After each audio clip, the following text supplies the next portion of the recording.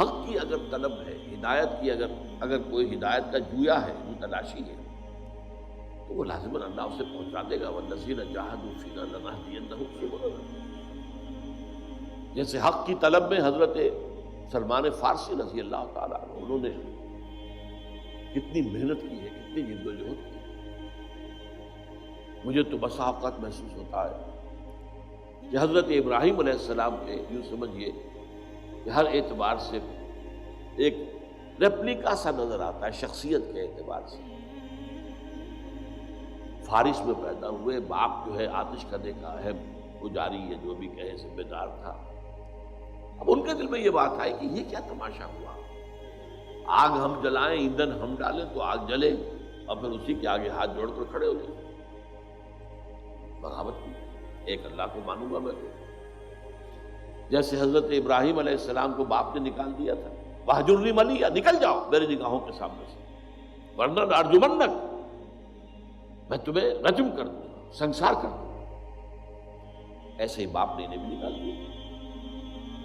جیسے حضرت ابراہیم نے ہجرت کی، وہ عراق سے کی شام کی طرف، ارم میں پیدا ہوئے تھے، یہ عراق کا ایک شہر تھا، ہجرت کر کے گئے شام۔ ایسے ہی یہ ہجرت کر رہے ہیں ایران سے عراق،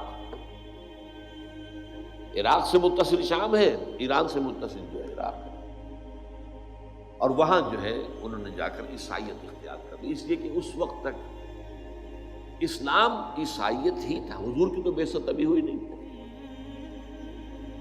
جب تک حضور کی بعثت نہیں ہوئی، حضرت مسیح ہی کا دور نبوت رسالت جاری ہے، عیسائی ہو گئے۔ اب وہ عیسائی راہبین کے پاس علم حاصل کرنے کے لیے، تربیت حاصل کرنے کے لیے ایک کے پاس رہے، اس کے انتقال کا وقت آ گیا تو فرمایا کہ میری تو ابھی تسلی نہیں ہوئی، اطمینان نہیں ہوا، میرے طلب علم کو سیری ابھی نہیں ہوئی۔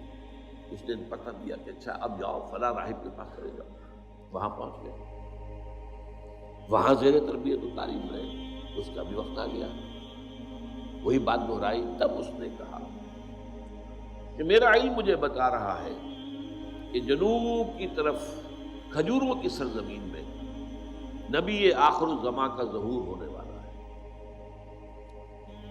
عیسائیوں میں اس وقت تک بڑے حق پرست لوگ موجود تھے حضور کے زمانے میں، آج کی عیسائیت ختم ہو چکی ہے۔ وہ جو سائمن کے پیروکار تھے، شمعون کے، وہ موحدین تھے۔ آج کی عیسائیت پولزم ہے، سینٹ پال کے یہ سب کے سب جو ہے پیروکار ہیں، جس نے تسنید ایجاد کی ہے اور جس نے شریعت جو ہے موسوی کو ساقط کیا۔ اس اعتبار سے اس وقت تک جو ہے وہ لوگ موجود تھے جو صحیح حضرت عیسیٰ علیہ السلام کے پیروکار تھے۔ آپ کو معلوم ہے حضور کو بچپن کے اندر پہچان لیا تھا ایک عیسائی راہب نے، بحیرہ راہب، جب ابو طالب کے ساتھ اپنے چچا کے ساتھ وہ ایک قافلے کے ساتھ گئے اور اس نے پہچان لیا اور اس نے کہا ابو طالب سے اس کو حفاظت کرنا، کہیں یہودیوں نے ان کو پہچان لیا تو انہیں قتل کر دیا۔ عیسائیوں میں تھے ایسے حق پرست اور حق کا علم رکھنے والے، تو اس لیے اس نے کہا کہ جاؤ، میرا علم بتا رہا ہے کہ نبی آخر الزماں کا ظہور اب قریب ہے اور وہ ہوگا جنوب کی طرف کھجوروں کی سرزمین۔ حضرت سلمان نے رخت سفر باندھا اور ایک قافلہ جو جا رہا تھا مدینے کی طرف اس میں شریک ہو گئے۔ ڈاکوؤں نے ڈاکہ ڈالا، جو کچھ تھا لوٹ لیا، ان کو گرفتار کر کے اور غلام بنا کر بیچ دیا۔ خریدا ایک مدینے کے یہودی نے، مدینے پہنچ گئے۔ اس کو کہتے ہیں طلب صادق۔ لیکن ظاہر بات ہے کہ اب غلامی کی بیڑیاں جو ہیں وہ پاؤں میں پڑی ہوئی ہیں، آگے تو نہیں جا سکتے۔ سن رہے ہیں کہ مکے میں ایک شخص نے دعویٰ کیا ہوا ہے، لیکن جائے کیسے؟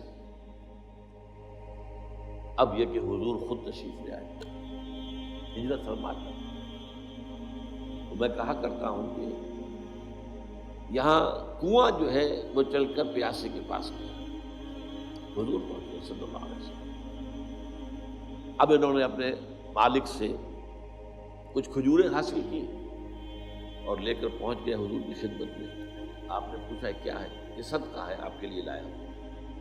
میں صدقہ میں نہیں لیتا، یہ غریبوں کا حق ہے، تقسیم۔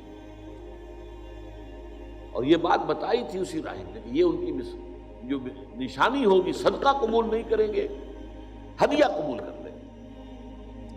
کچھ دنوں کا بیچ ڈال کے پھر کچھ کھجوریں لی، پھر پہنچ گئے۔ کیا ہے؟ یہ ہدیہ ہے، آپ ہدیہ ایمان لے۔ اب دیکھیے طلب حق کے اندر ایک انسان اگر اس کی طلب صادق ہے تو کیا کیا مشقتیں کی۔ لہذا اگر کوئی شخص جس تک اس محمد الرسول اللہ کا پیغام پہنچ چکا ہو اور پھر وہ ایمان نہ لائے، تو یا تو وہ کسی عصبیت جاہلی کے اندر مبتلا ہے، اپنے ذوم میں مبتلا ہے، اور یا یہ ہے کہ اس کے اندر طلب صادق اور طلب حق جو ہے وہ موجود ہے۔